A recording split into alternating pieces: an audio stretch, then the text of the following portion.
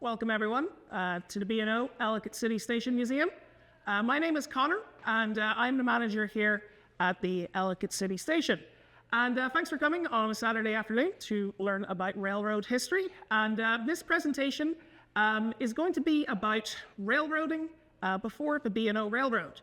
And we are coming up now into a decade of centenaries of railroad landmarks. And in September, we will be celebrating the 200th anniversary of the opening of the Stockton and Darlington Railway in the north of England, which is generally regarded to be one of the first railways in the world. So this is going to be talking about what was railroading like before the B&O got started in 1827.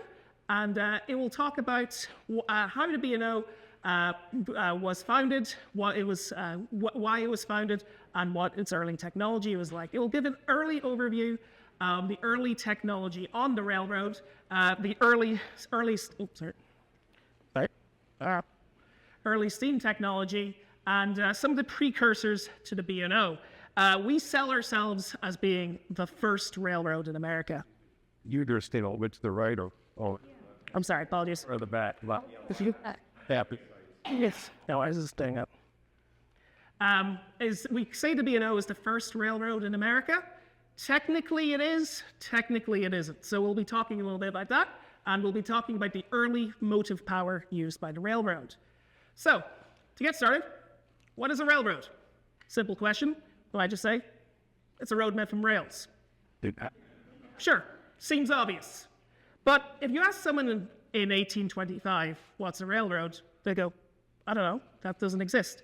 You have to remember, 200 years ago, this was a brand new concept. The concept of having vehicles running on iron tracks, running on regularly scheduled trips, where only certain vehicles can run on these tracks. This is a brand new concept. In the early media of the 1830s, they had to explain to their readers why a railroad matters and what a railroad is for.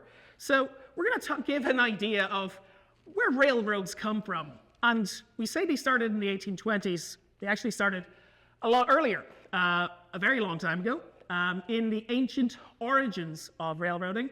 One of the first kind of archaeological discoveries of railroads, or version of it, of moving things on tracks, was in ancient Greece, the Diolkos, which was in Corinth, across the Isthmus of Corinth. And this was basically a system of moving ships on tracks, on vehicles on tracks, so they can move them across the isthmus, across the headland.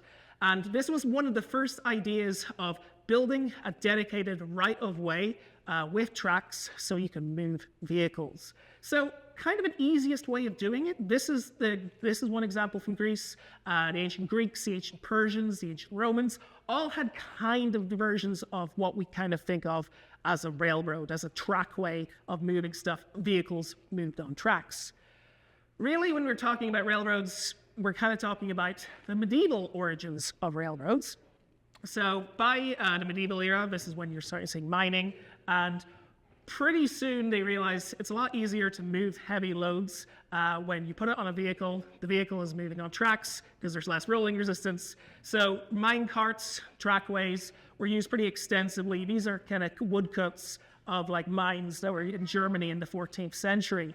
So that's kind of what early rail was like. By the modern era, when we're talking about the 18th century in Britain, we are talking about the first kind of modern trackways, which are wagonways. These were used pretty extensively in the north of England and Britain, where they made tracks made out of wood. They didn't use iron yet. This was excavated back in 2013, actually near the Newcastle docks. And you can see these were wooden trackways where they would move mine carts and heavy stuff. Usually where there was mining ports, that's where you would see trackways. And they use wood because it's an easy material to get to, easy to lay out, and that's kind of what they had. These are called wagonways as well. So the first kind of rail cars were mine carts. Pretty simple technology. In the early kind of medieval era, they did have vehicles, they would just kind of sit on the rails. By the 1800s, they realized that it's a lot easier to get vehicles to stay on rails, get the mine carts not going off, if they designed flanged wheels. So they had like a lip on the wheel, either on the inside or the outside. That keeps it on the tracks, gets a lot easier to move stuff, either when moving it by a person pushing it or by a horse. And these are coal cart. It was also, this is called a cauldron or a chaldron. And this was kind of a standard thing that was used a lot in English mines and Welsh mines in the early in the 18th century. So that's giving you an overview. So the idea of vehicles moving on rails, pretty old idea. Steam power, which is kind of the second part of what a railway is also a pretty old idea. The idea of using steam to move things by boiling water, having the flow of steam.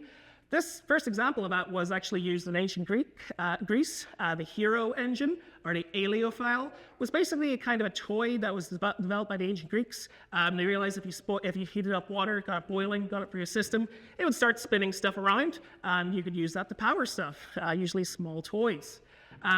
In the 16th century, they had steam-powered things, like in the Renaissance era. They had like automatons, which were like kind of little toys they could move. They were using steam power to move these, but this was a point where steam power was kind of a novelty. It wasn't really being applied for anything kind of significant at this point. By the 1700s, steam power really starts being used for practical purposes. And one of the first major steam engines was designed by a man named Thomas Newcomen, and his engine was known as the Newcomen engine. And this was basically a very simple steam pump that was used at coal mines to pump water out of coal mines. If you know anything about mining for coal, when you have coal, you also have a lot of water. If you're trying to get that coal, you have to find a way of pumping that water out. They use these very inefficient steam pumps because what you're going to have a lot of is a coal mine is water and a fuel source. So the efficiency of these pumps didn't really matter. They were just used for a very simple purpose of pumping out coal, using the very kind of simple I'm not an engineer, but very kind of simple steam, engine technology of creating a vacuum to pump water out, using reciprocating motion. So that was kind of early steam engines. They would get a lot more advanced, thanks to this man here, James Watt. I don't want to make this the dead white man history hour, but when you're talking about the history of engineering, there's a lot of dead white men to talk about. And James Watt is one of kind of the more significant people in engineering history. He really developed kind of modern engines with Matthew Boulton. The Boulton and Watt steam engine really made steam technology practical, that you could use on scale, made it much more efficient, and meant that you could actually make it smaller. And that meant when steam technology is getting more useful, you can start using it in factories, you can start using it in industry, and also you can use it for powering ships. Steam power would start being applied on ships at this point in the early 1800s. For example, Robert Fulton would have the first steam engines in America around 1801. Worked on ships pretty well because, ships are bigger. They don't really have to worry about miniaturizing it as much. And this is when steam becomes a practical technology. So we have steam power. Right now, it's kind of stationary technology being used to, power pumps, power industry, or larger. To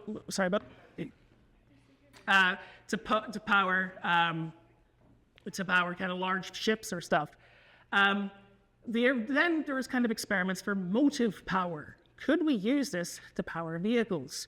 One of the first steam vehicles or steam engines to run was actually in the 1760s. A Frenchman, Nicolas Joseph Cugnot, he designed the Fardier à vapeur. And this was kind of a steam wagon that had a big steam engine at the front. And this didn't really work very well because it didn't really steer very well. The first time it was ever used, it immediately crashed into a wall and they were banned from ever using it again. So this was the start of steam power, not an auspicious start. They realized this is a crazy idea, it's never going to work, we can't do this. Steam power for motive technology really kind of gets started with this man here, Richard Trevithick. He was a Cornish engineer. He grew up in Cornwall in the south of England. He worked as a mining engineer, and he really saw the potential of steam power. And he was the first person to kind of experiment of building steam-powered motive vehicles. One of his first steam engines was called the Puffing Devil in 1801, and this was actually a road vehicle which did not run on rails. They learned pretty quickly that steam engines are very heavy and very difficult to steer. So it makes sense to have it on a guided trackway or a railway. So one of the first steam locomotives ever really was Trevithick's Pendarren locomotive that was built at the Pendarren Mine Works in 1804. It used a kind of a cog system wheel, and this was the first kind of steam engine to run on a rail. So this was kind of the origins of steam locomotive technology. Trevithick would keep developing his technology. He kind of displayed one of his engines in London in 1808. The Catch Me Who Can. He had a steam circus, kind of showing off the potential of this steam power. Sadly, Trevithick never really made any success of his technology. He would then go on to South America to try and develop technology there. Sadly, he died in 1833 completely penniless, and it wasn't until much later they recognized his importance to the annals of developments of steam technology. Now, when we're talking about railways, you can't not talk about this guy, George Stephenson. George Stephenson, in a lot of ways, is known as the father of railways. He is kind of a pivotal person in the history of railway technology. George Stephenson did not invent railroads. He did not invent locomotives. This was a very collaborative technology that kind of evolved over a period of time. But Stephenson really was the guy who kind of developed and thought of the more kind of modern aspect of what a railroad was. Stephenson was from the north of England, and he would work at the Killingworth Colliery, and in the 1810s and 1820s, he would continually develop new kind of steam locomotives. He was an engineering genius, and as well as his son, Robert, who he taught in the kind of technology of steam locomotives. He was completely self-taught, but he really kind of helped develop this technology. It is an example of his kind of steam locomotives. One of his first locomotives was the Blücher, named after the German general in the Battle of Waterloo. And this was designed at the Killingworth Colliery for the very simple purpose of moving mine carts, moving stuff around. When you're at a mine, you have lots of coal, you have lots of water, so it's very easy to kind of develop this technology. This technology was mostly being developed in the north of England around mines. And this technology, it wasn't just George Stephenson developing this as well. It was all kind of a lot of different engineers. It was the model of William Headley's engine, the Puffing Billy, which was built at the Wytham Colliery. And this is George Stephenson's Locomotion, which was the first locomotive to run on the Stockton and Darlington. As you can see, they're very awkward looking engines. They have like this big kind of like overset piston system. Very difficult to build, very delicate. They would break down a lot.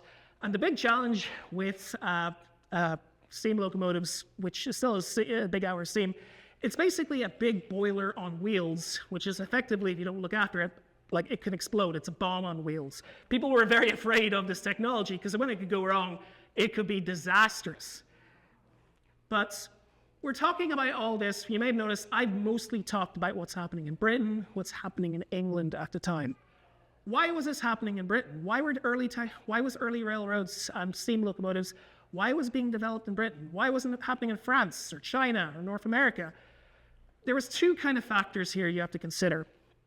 In the early 19th century, in the early 1800s, Britain really had two things going for it. It had coal. It had a lot of coal mines in the north of England, in Wales. There was an incentive to build this technology for extracting coal. This is the start of the Industrial Revolution, and you need a lot of coal for that. So this was kind of this technology was feeding into it. There was a lot of coal. There was also a lot of capital.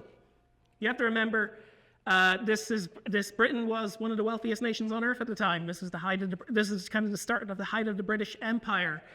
Britain had a lot of colonial power and had a lot of wealth and had a very wealthy kind of elite.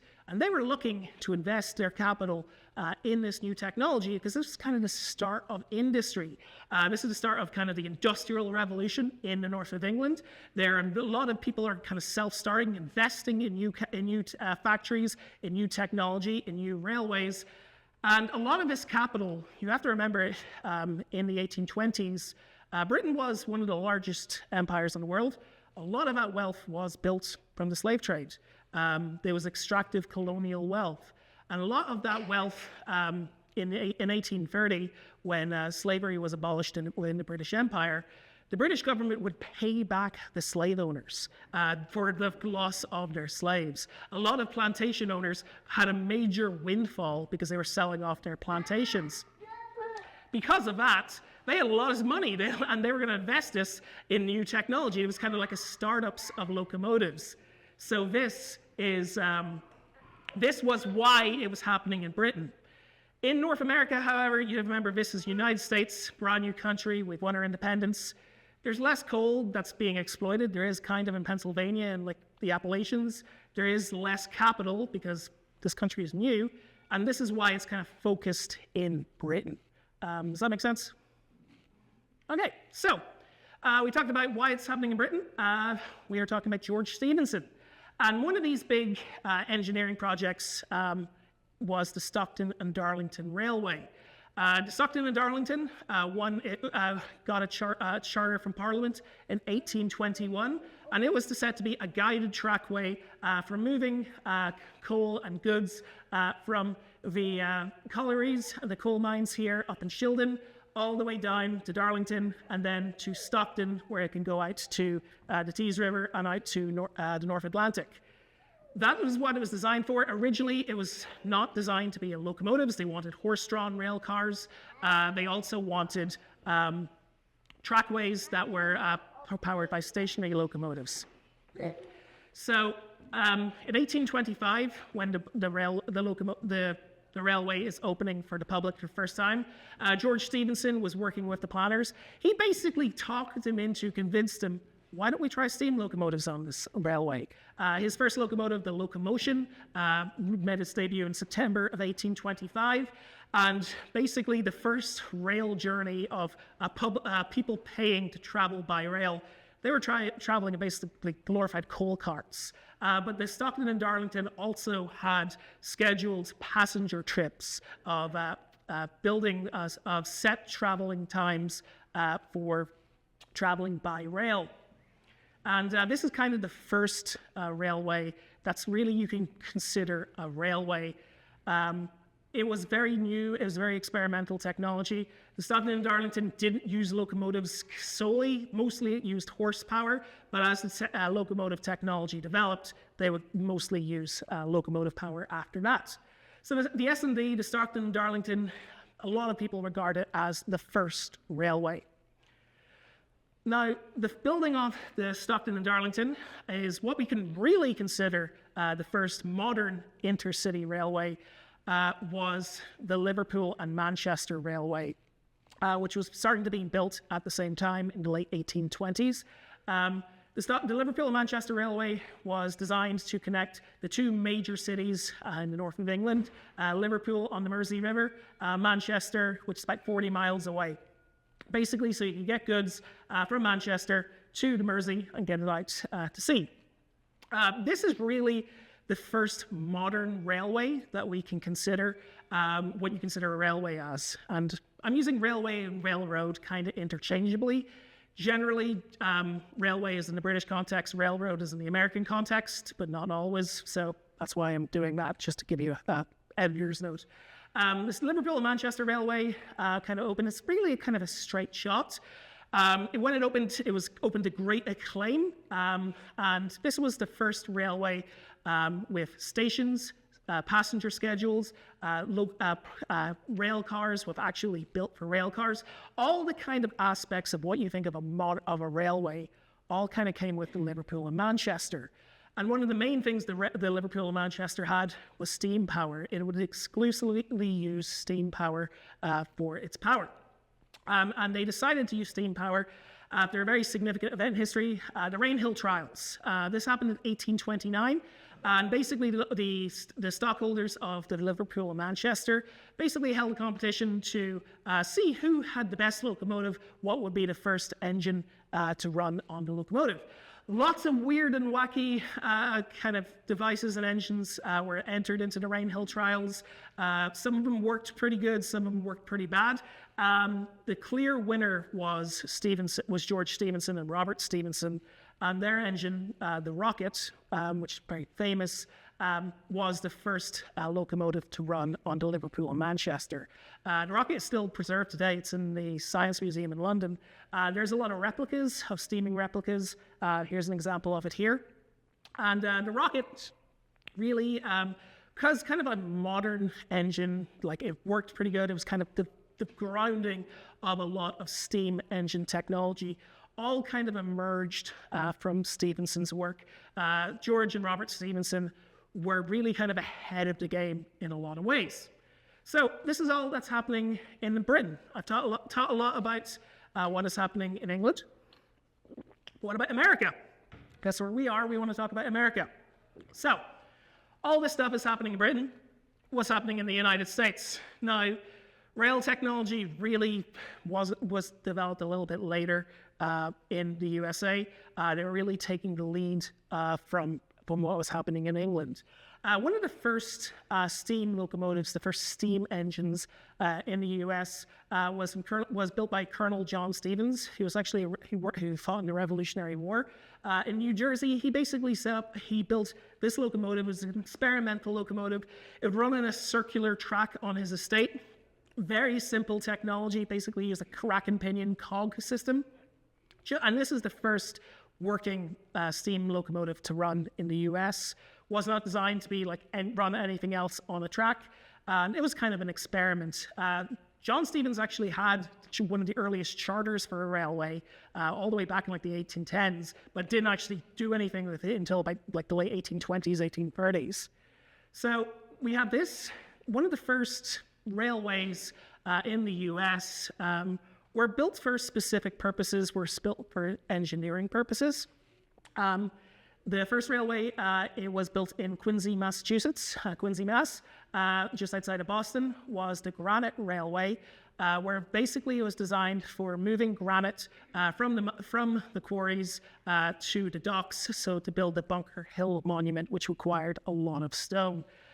There was other kind of early mining railways, like the Mach Chunk Railway in Pennsylvania as well.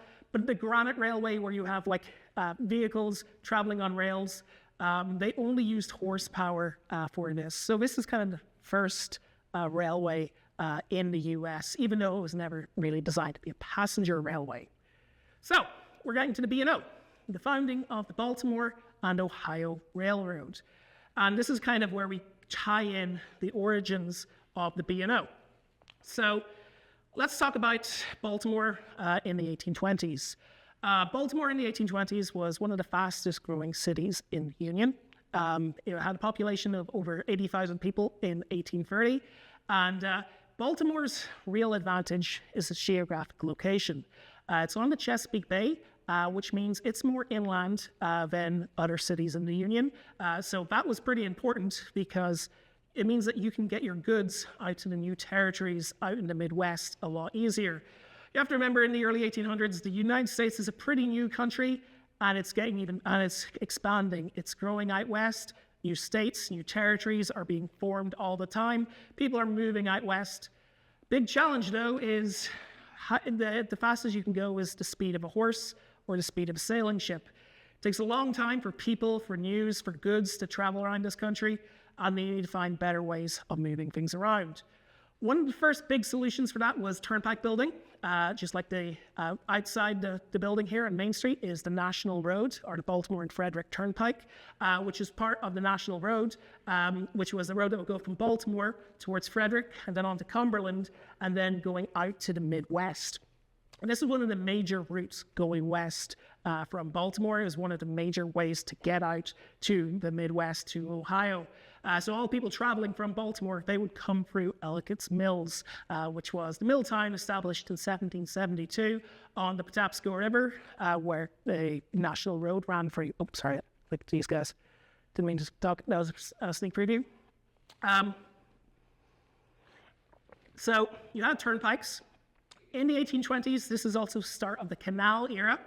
In 1825, the Erie Canal was opened in the state of New York, which gives New York City a direct connection to the Great Lakes and to extension the Midwest. And in Washington, D.C. in 1825, the Chesapeake and Ohio Canal is founded with the idea of building a canal along the Potomac River, which would connect Washington, D.C. to the Ohio. The goal was to get out to the Ohio, because once you get to the Ohio, you get to the Mississippi, and then you can get to New Orleans. So that was why they wanted to get out west. Baltimore, on the other hand, if you know anything about the geography of this area, we're in the Piedmont area. Lots of low rolling hills. It's kind of the foothills of the Appalachians. It would be very difficult to build a railroad, to build a canal through this landscape. It just would not be practical. And Baltimore was afraid that they were going to get bypassed, that they were going to be outcompeted by other cities like New York, like Philadelphia, like Washington, D.C. Because basically at this time, every city in the Union is kind of competing against each other for growth and for kind of economic development. So some of the wealthiest men in Baltimore got together because they were inspired by a brand new technology. A man named Philip Thomas, he was a very prominent Quaker businessman. His brother, Evan Thomas, he was over in Britain. He saw the Stockton and Darlington Railway. He saw this is really cool, exciting technology. Maybe this could be the solution for Baltimore. So Philip Thomas, hearing from his news from his brother Evan, met with Alexander and George Brown. Alexander and George Brown were some of the wealthiest men in Baltimore. They were major merchants at the time, had a major shipping industry. They were originally from Ireland. Alexander Brown, the kind of patriarch of the family, really established one of the first major banking institutions in the United States. They also had connections in Britain. In Liverpool, William Brown was a merchant. He was also the member of Parliament there. And he was telling them all about the new Liverpool and Manchester Railway, how this was exciting technology. So they got together. They actually traveled to Britain to learn more about this. And they thought, railways, this could be a solution for Baltimore. So they got together with some of the major civic leaders in Baltimore. And in 1827, the B&O Railroad was founded, the Baltimore and Ohio Railroad, which is a railroad that will connect Baltimore on the East Coast to the Ohio River, 300 miles away on the other side of the Allegheny Mountains in the Midwest. Challenge was no one had built a railroad in America before, so this was a big challenge. But they thought they would start building it.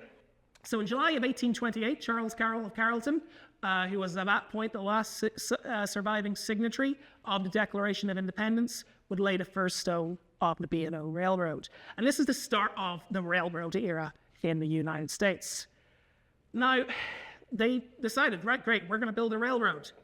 How do we do that? So they decided that the surveyors and engineers appointed to build the railroad, they would do a lot of corporations do today. They would go on a fact-finding mission.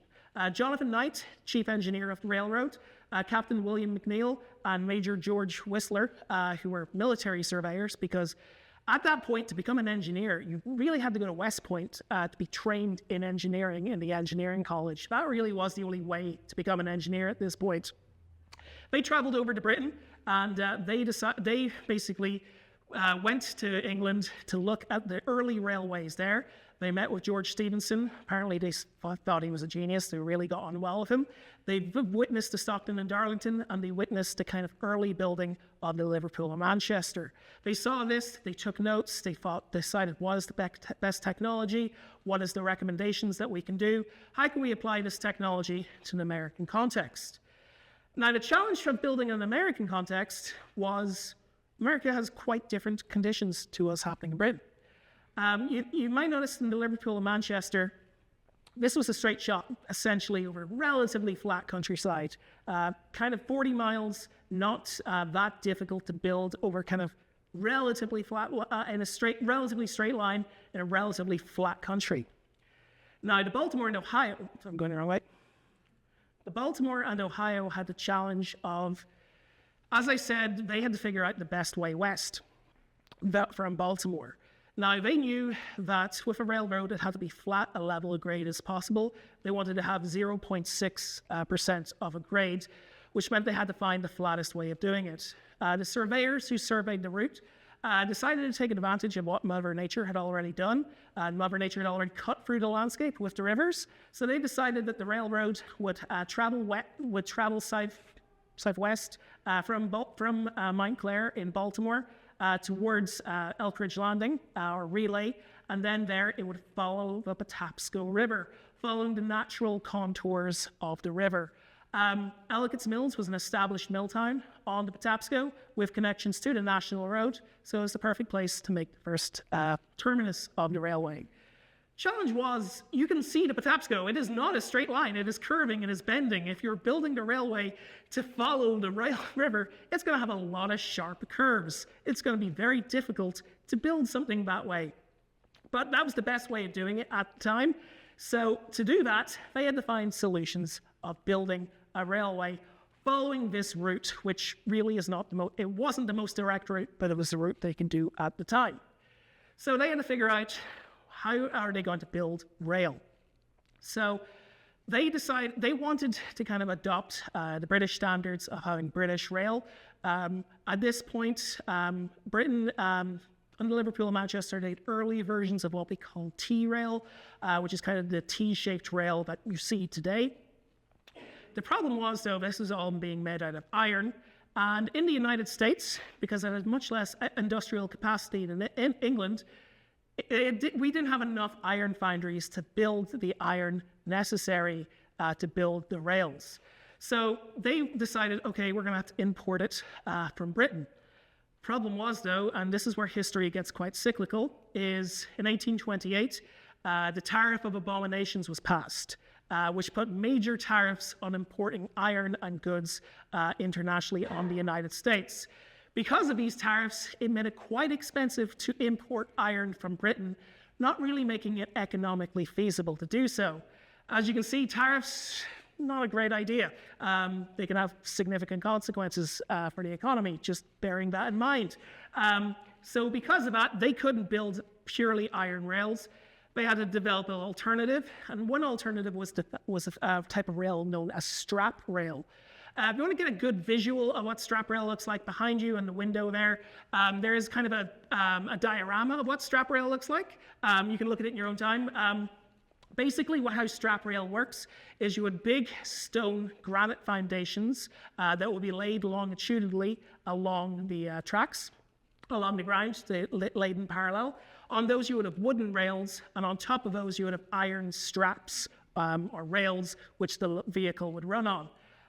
So this is actually just a piece of strap rail that was found in the Patapsco State Park near Daniels, which is about 10 or 15 miles up the river from here. Just a loose piece of iron that's probably been sitting there since the 1830s. To build strap rail, you basically had to use the materials that you had available to you, which in the Patapsco River Valley is granite. You may notice this building is built from granite, where Ellicott's Mills is on a granite deposit. Really good, solid building material, made the perfect foundations for this new rail. Problem was, granite is very heavy and difficult to work with. And if you're laying rails like this, you have to haul them into place, which is very difficult work to do and a very expensive work to do. You can see here, this is just examples of the granite sills that are in the Patapsco State Park. Basically, that works. You can see the grooves here, and on this, there would be iron nails. You can actually see the rust left from the rails, where they would drive in wooden rails on top of those, and then you would have the iron straps. These are just sitting in the Patapsco State Park. I took this myself one right next to the Patapsco at Union Dam. They're just sitting there. If you want an example of how big these strap rail blocks are, behind our caboose, we have a couple of examples outside. I hope one day to move them and bring them inside. They're just quite heavy, so that would be difficult to do.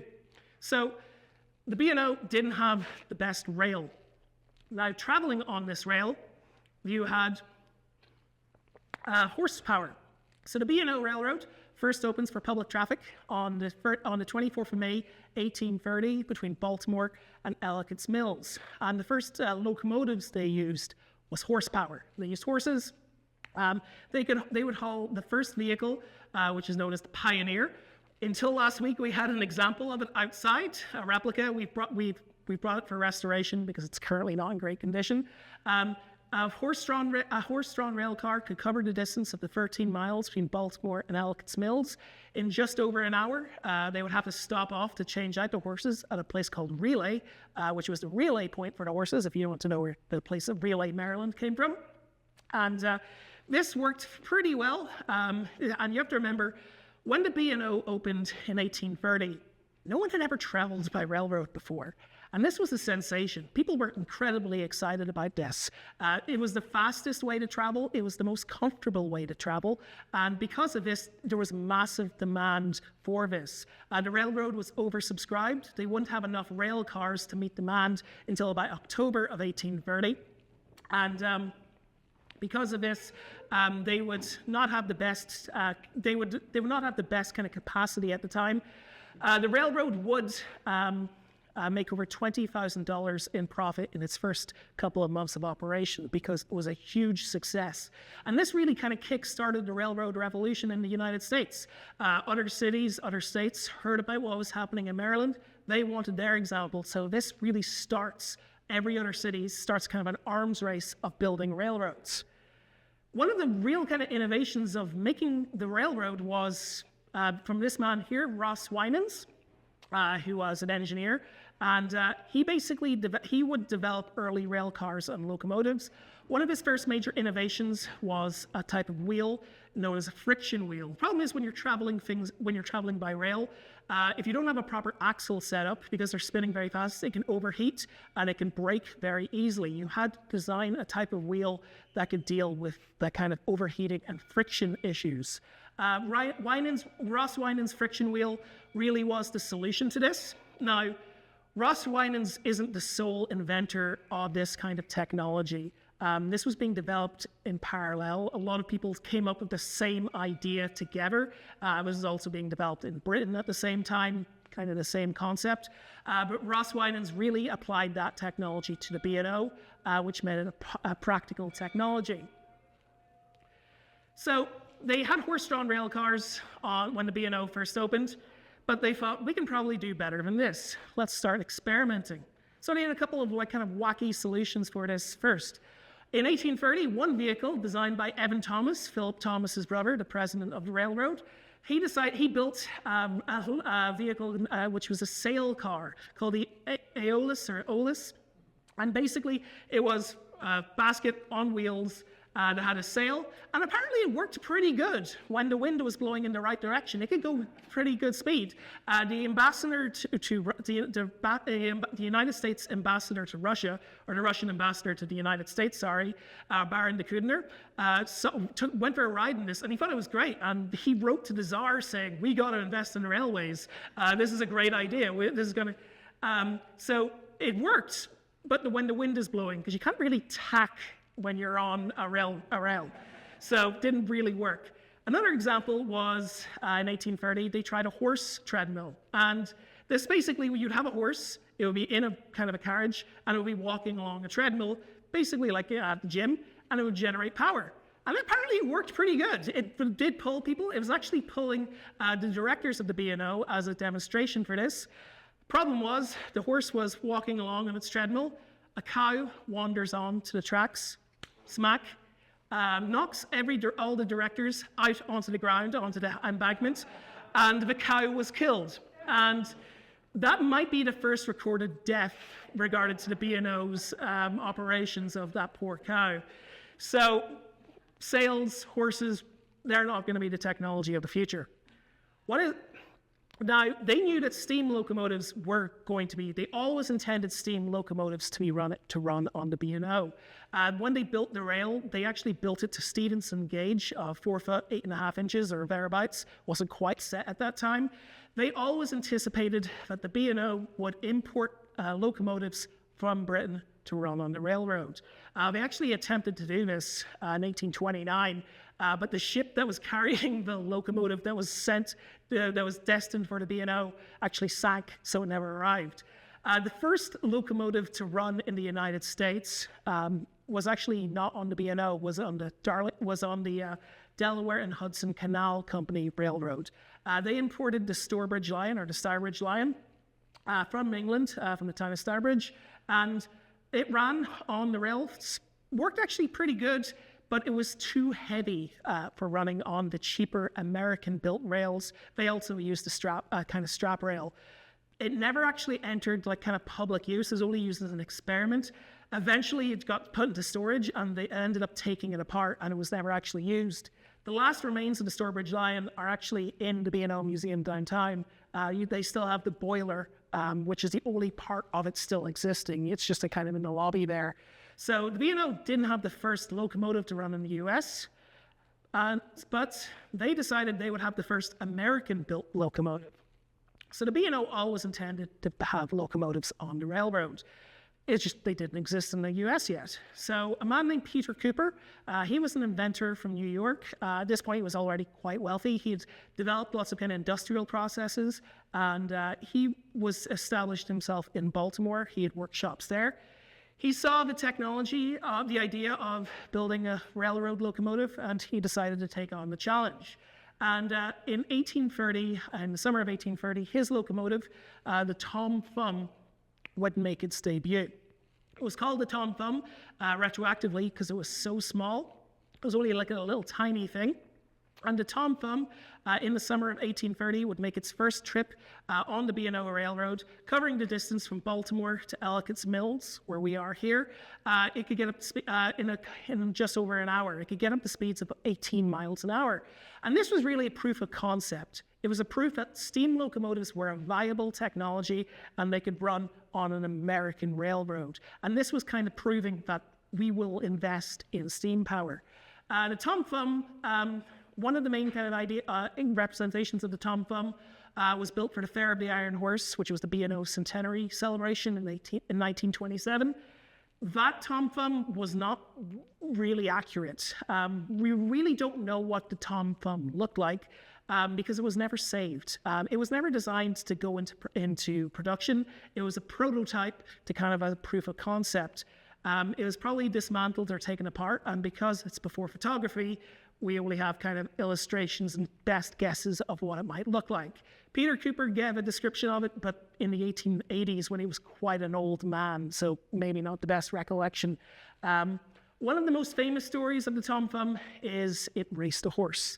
You might hear this kind of stories of the Tom Thumb in 1830 is they're testing it on the railroad to see if it could work. Alongside on the other rail, a horse-drawn rail car comes along and they decide, let's have a race. Let's see who will win, the horse or the iron horse. And off they went. They set off on a race on a bit of a straight section of track.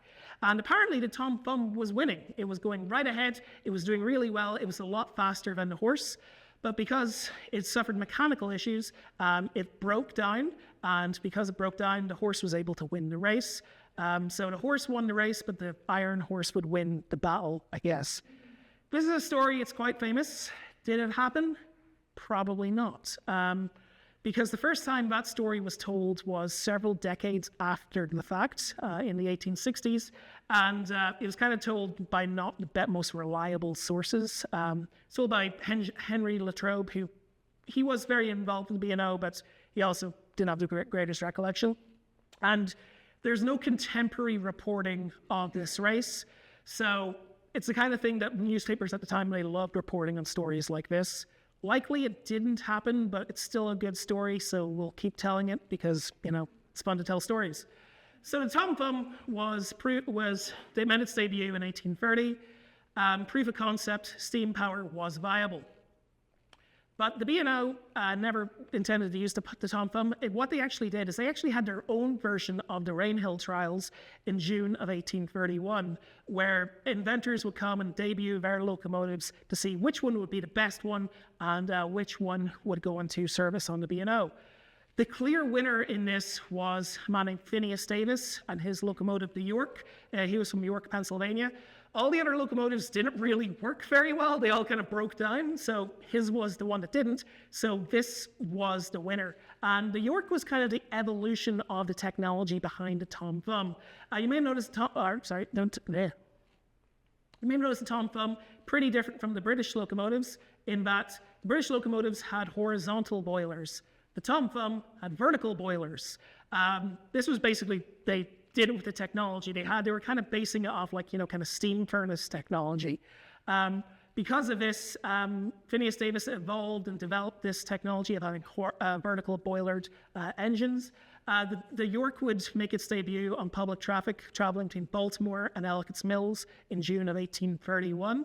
It worked actually pretty well, and worked well enough. Actually, this room we're standing in is the car house. Originally, the early locomotives that were run on the railroad between Baltimore and Ellicott's Mills, because they were experimental technology, they had to be worked on all the time.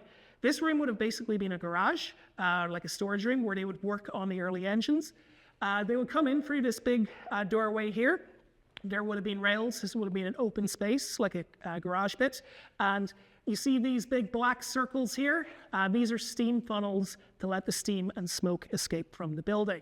This room is the only existing example of a car house in a station in the United States, which makes it quite unique. Now, the York was a good idea, and then Phineas Davis would continue to develop this technology.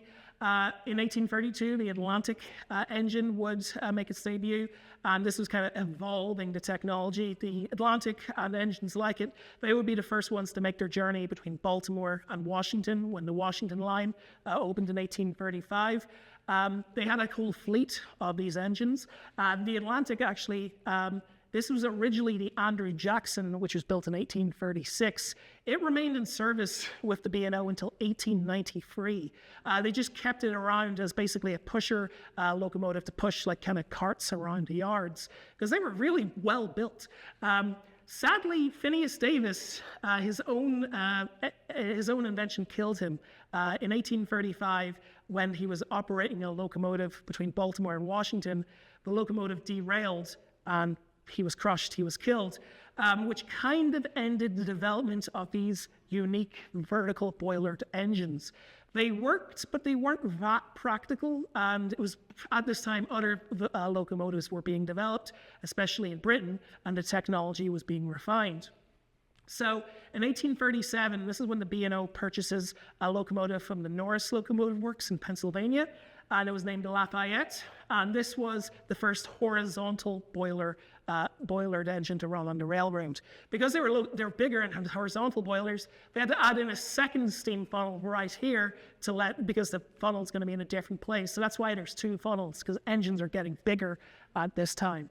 The Lafayette, or the one-armed Billy, was kind of a modern idea of what we think of a locomotive, in that it had pivoted trucks, a vertical boiler, kind of an upright smokestack, and it was really feeding off technology that was being developed in America and Britain simultaneously.